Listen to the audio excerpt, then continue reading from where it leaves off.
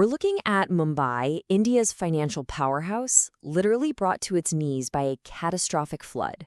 So in this explainer, we're going to dive deep into what happened, the real reasons why it happened, and what this single event tells us about the future of megacities all over the world. You know, sometimes one image just says it all. And for this crisis, this is it. Kids swimming in waist-deep floodwater right in front of a modern shopping mall. It's such a jarring picture, isn't it? The symbols of progress and just normal daily life completely and totally overwhelmed. So how did we even get here? Well, it all started with the weather. But listen, this wasn't just your typical monsoon shower. No, this was something else entirely. 300 millimeters. That's the staggering amount of rain that just pounded the city in only 54 hours. I mean, to wrap your head around that, that is nearly a foot of rain in a little more than 2 days. A truly massive amount of water. And if that number alone doesn't hit you, take a look at this. The rain that fell in just those few days was almost the same as what Mumbai normally gets in the entire month of July. This wasn't a storm, it was a deluge. It basically squeezed a month's worth of rain into one single overwhelming event. Okay, so you can imagine what happens next, right? When that much water hits a super dense city, the consequences are immediate, and they are devastating. All the critical systems just start to fail, one after the other, bringing the whole city grinding to a halt. The first thing to go? Movement. The city's lifelines. I'm talking about the local trains, the monorail, all the major roads, just completely swallowed by the floodwaters. The airport got slammed with diversions. Mumbai, you know the city that never stops, was totally and utterly paralyzed. And look, this goes way beyond just being stuck in traffic. The city's own natural water systems, like the Meedi River, just couldn't handle it. They became a direct threat. And when a river like that overflows in a city as dense as Mumbai, people are forced from their homes and lives are put in immediate danger. And this is where things turn tragic. The human cost. At least 3 people lost their lives in this flood.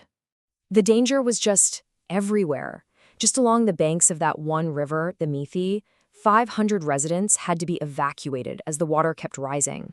And the ripple effects on infrastructure, 250,000 people were left without power. Think about that. This wasn't just a few flooded streets. This was a full-on city-wide breakdown. Which leads us to the really big question here. Because Mumbai has spent billions on new, modern flood infrastructure for the very purpose of stopping this from happening. So with all that money, all that planning, why did the city still drown? Well, to get to the bottom of that, we have to look past the storm itself.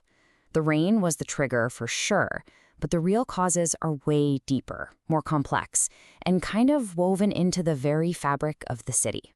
It turns out this disaster wasn't caused by one single thing, but more like a perfect storm, a collision of 3 huge factors. First, you had the extreme weather, which would strain any city. Then, decades of rapid urbanization that just outran any infrastructure upgrades.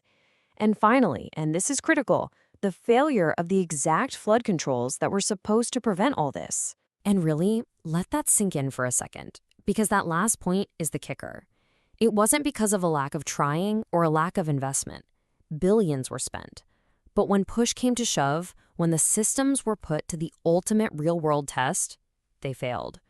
It's a huge wake-up call that just throwing money at a problem isn't enough if the plans themselves can't handle these new climate realities. Okay, so we've pulled apart the problem. What about the solution?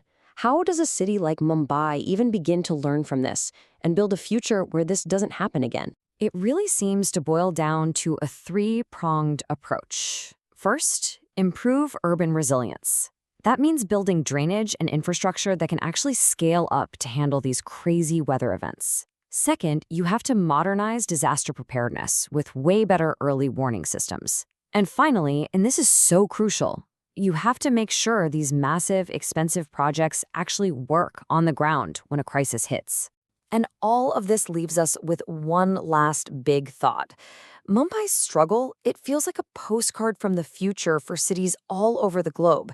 This isn't some distant problem we can worry about later.